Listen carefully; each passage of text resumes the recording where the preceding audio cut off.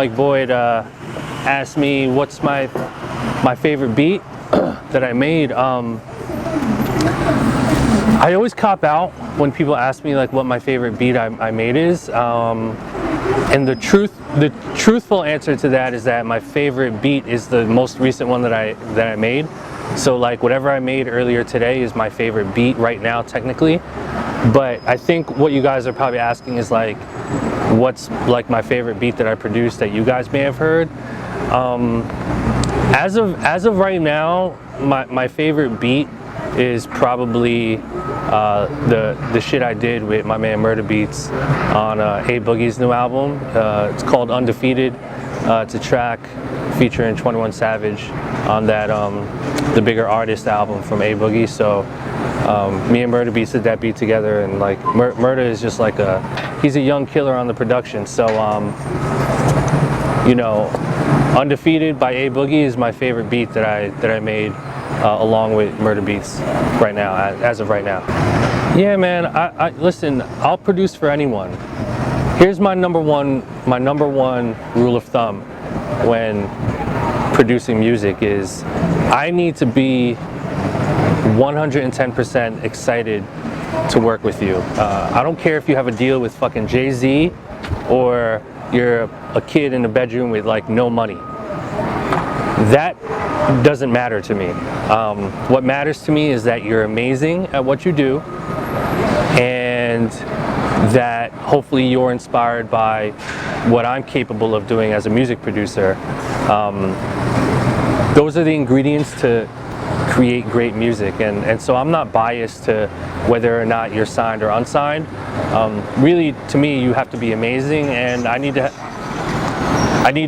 have goosebumps. You know, I need to be really excited about working with you. So that would be the number one rule for me, is I just need to be really excited to work with you. And I say that time and time again on my YouTube, on my podcast, and all that stuff. So my favorite type of beats, man, I listen to everything. I'm not biased to any particular sound. Right now I'm really into like stuff that bounces, like real like rhythmic kind of shit. Not necessarily 808, doesn't have to be 808 stuff, but anything that has like rhythm and movement and really like really interesting textures. Those are the kinds of beats that I'm really into. So like, you know, a lot of the trap stuff is amazing. A lot of the, you know, some of the dance hall stuff is really dope too. Anything with rhythm. You know, I produce it all.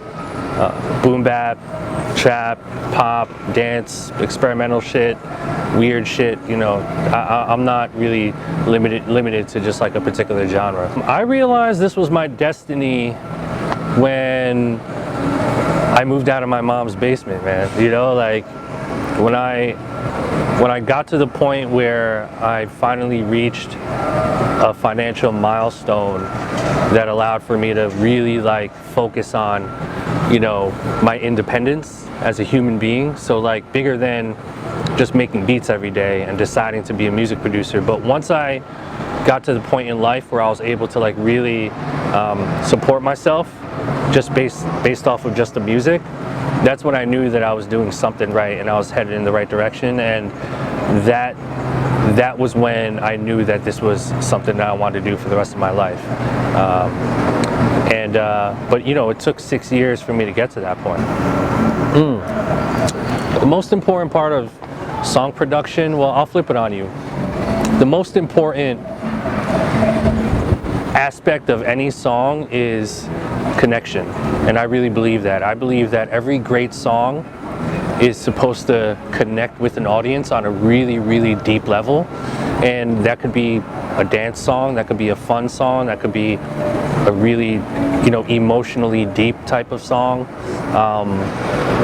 I don't think the genre matters. I don't think the sound matters. I think connection matters, right? So as a music producer, for me at least, my job is to work with an artist and to try and create a song that will best connect with their audience, you know, and it doesn't always have to be something deep, you know. People mistake connection with like some shit that's got to have like some deep fucking lyrics and like be about something like, you know, super like emotional and controversial. Like, it doesn't have to be that way. It's just a song that connects with someone on a deep emotional level is I think the goal. So, you know, as a music producer, it's our duty to try to extract that from the artist. I haven't really spoken much about the paid collaborations with bigger producers and being an upcoming producer, paying a bigger producer to collaborate with.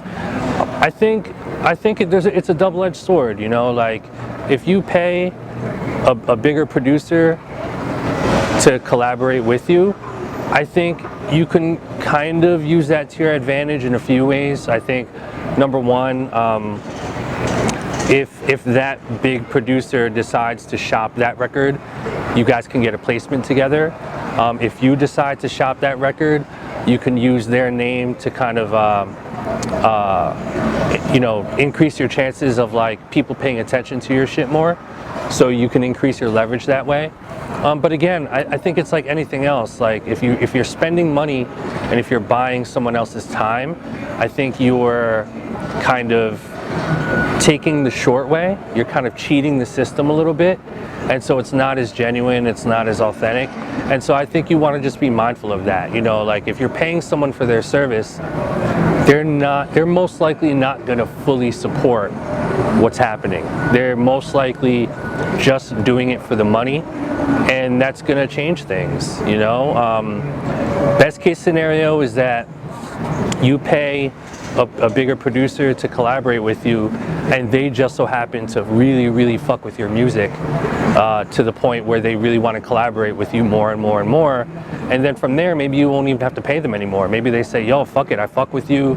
I think the way you flip your drums or the way your samples sound are really dope. I want to just keep collaborating with you. That would be best case scenario. So again, it's no different than the conversation of like indie rappers and like selling beats to independent rappers. Once you sell something, once you pay someone for something, it becomes a business transaction, it becomes a service. So it's no longer about the music at that point. And so you guys just have to be mindful of that. When you guys are paying producers to collaborate with you, just be mindful of the fact that it's more of a transaction and not so much you know, for the music, and it's a shortcut. So you know, you're gonna have to deal with that. Vinyl's fucking amazing. You know, vinyl sales are skyrocketing. Apparently, you know, more and more people every year are purchasing vinyl. So definitely get into the vinyl game. Digital is obvious. Utilize every platform. There's even people out there that are buying cassettes. Like, there's a market for cassette tapes. This is 2017, and people are buying cassette tapes and Walkman, you know. So all this stuff is really just kind of coming full circle. Like, I would pursue it all, do it all. If you have the resources and your stuff is packaged, you know, clean and it's like appealing and it's like well put together, then there's a market for it. Shoot your shot. Shoot your shot. You know, there's stories out there of people DMing an artist, producers DM an artist, yo, I got beats. And then they reply back and they say, send me some beats. And then they hear them and they love them. And then all of a sudden they're on the phone and they're producing for that big artist. So I'm not saying that's going to happen for you, but shoot your shot. You know what I mean? Just be mindful that if you tweet someone your music or you try to DM them, it's the artist, there's a lot of noise that you have to cut through to really get to that artist. And you can imagine how many tweets, how many DMs, you know, Drake is getting right now. Like, what can you do to stand out from everyone else and cut through the noise and get Drake's attention? I mean, shooting him a tweet might not be the best method. You could try tweeting 1 million rappers. Maybe a small percentage might hit you back, you know, you could try that, but just know that you're dealing with a lot of noise and you need to cut through it. And if you're tweeting a megastar on Twitter, the chances of them hitting you back is very, very low. And so just be mindful of that. Shout out to my man TIMBALAND. You guys already know he's a legend. It's an honor for me to even really work with the guy. We've all looked up to him for so long. I looked up to him for so long, and I still do. He's one of the GOATs in production. I say all the time that he's like the Jay-Z of music producers. He's just like, he's that guy, you know? But I met Timbo probably 3 years ago, and believe it or not, it was through Instagram. I had posted up a project that I released on iTunes on my Instagram account, and all of a sudden I got a comment from Timbo, from TIMBALAND, and he was just basically like, yo, I need this, send me this. And at first I thought it was a hoax. I didn't know it was really him. And then I clicked on his profile, and it had to verify check, and it was really him. And then so I noticed he also started following me. So then I followed him back, and I DM'd him, and I was like, yo, Timbo, is it really you? He was like, yeah, man, here's my email, send me that project. So I sent it to him. I sent him my phone number, and then he called me, like out of the blue. I looked at my phone, and it was a phone number from Miami, Florida. I didn't know who it was. I picked it up, and lo and behold, it was TIMBALAND. And so we got to talk. We spoke on the phone for probably like an hour. And he was just like really, you know, just bigging me up, like giving me props, like really complimenting me on my sound and my music. And I was obviously telling him that, like, you know, he's a legend and I really look up to him. And you know, and from there we just kind of hit it off, and he would call me just out of the blue every so often, and we would just talk, you know, like he would almost kind of be like mentoring me a little bit. And so, you know, I learned a lot from Tim, and obviously every time I speak to him or interact with him, it's always surreal for me, because he's the GOAT. He's the fucking GOAT of this, you know? He created the blueprint for a lot of us, and so I'm just honored to, you know, even know the guy. So that's how it came about, and you know, obviously we've been collaborating on some music, and the Young Thug thing was just one of hopefully many more to come, and I'm excited just as much as you guys are. So how do I deal with artists that are moody? I don't deal with it, you know, like I'm not really in the studio with artists that are like moody, you know, like that's a relative question. It's all relative, because like what it would be depend on what your definition of moody is. Like moody to me is just like someone who's just an asshole, right? And I don't work with assholes. You're not going to catch me in the studio unless I know that I can really vibe with that person. So to answer your question, I don't deal with it because I just don't experience it. I'm not putting myself around artists that are destructive and that are moody and that are annoying and that complain and that are hard to deal with. I'm just not around those types of people. So, and I suggest that you guys stay away from those types of people. So, analog gear, there's a website you guys should check out. It's called vintagesynths.com. vintagesynths.com, exactly how it's spelled. Or just Google, like go to fucking Google and type in vintage synthesizer 1970, vintage synthesizer 1980, and you'll find a bunch of shit, you know. A couple keyboards that I can put out to you now that are popular are the Moog, right, M-O-O-G, the Juno synthesizer, EMU, Emulator 2, that's another good synthesizer from the 80s, ARP Odyssey, that's another good one, Prophet 8, Prophet 12, those are both made by Dave Smith. So, you know, there's plenty of keyboards out there, the Roland, there's a lot of vintage synthesizers out there that are amazing, but I would just Google it. Just go to Google and search vintage synthesizer, and you'll find a bunch of stuff. When I make beats in Pro Tools, I'm being very mindful of like my volume.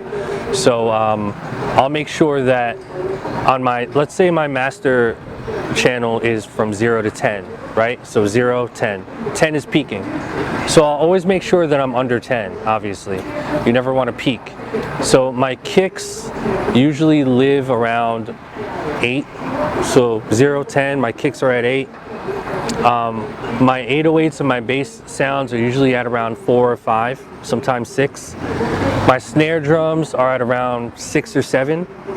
And then everything else, like my samples, my instruments and all that stuff, are around 4, maybe 5, sometimes 3, really depending. But you know, a lot of it is just like trusting my ears, you know, don't underestimate volume. You know, volume is a big factor, but almost 100% of the time, my kick drum is usually the loudest instrument. So you're never gonna have any instruments that are louder than your kick drum, volume-wise, on your master channel. So that's sort of a pretty good rule of thumb to follow, you know, when you're making beats. So I make my own samples now, you know, like I've evolved to the point where like, fuck sampling, like I'm gonna just make melodies and make my own textures, right? So listen, I'm a fan of sample-based stuff. I'm a fan of live keyboard stuff. I'm just in this creative space right now where I like creating stuff that sounds like samples. I like making my own samples. I like using vintage synthesizers and running my audio through like analog outboard gear and doing all that weird shit. I'm just kind of focused on doing that, so that's kind of my method. Yeah, you want to have some kind of structure when you're making your music. You know, when I'm making a beat, I'll give you a quick example. If I'm making a trap beat, right, just like I made a beat and I want to shop it to a major label, right?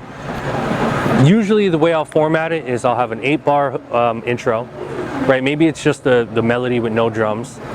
After the 8-bar intro, I'll have a 16-bar verse with drums. And then after the 16-bar verse, I'll have an 8-bar hook. After the 8-bar hook, I'll have another 16-bar verse. After that verse, I'll have another 8-bar hook. And then after that second 8-bar hook, I'll have an 8-bar bridge, right? So it'll be like, maybe it'll just be the melody and the clap, or the melody and the 808. So some kind of like change up for that third 8-bar verse. And then I'll throw in an 8-bar hook after that. I'll double that, and then I'll fade the track out, and that'll be it. So that's kind of like a decent blueprint to follow, especially if you want to like shop your stuff, and if you're doing like trap beats or whatever, like, you know, that'll make it a lot easier for an artist to write to. Do it all, man. Do it all. Don't fucking overthink it. Don't worry about, you know, should I do a beat tape? Should I shop them? Should I do both? Do both. Do it all. Doesn't fucking matter. Like, put a beat out every day. I'm staying on that. Like, I'm sticking to that fucking philosophy, man. If you don't put music out, no one cares. No one's gonna know. You're never gonna build your following. You're not gonna get to where you need to be if you don't put music out. So take matters into your own hands. Put a beat tape out. Put a fucking beat out every day. Do what Chris Brown did. Put fucking 45 beats out. You know what I mean? Spread it out. Put one out per day. That's a month and a half worth of material. That's a month and a half worth of social media real estate. That's a month and a half worth of material that you can push every day. Something new every day.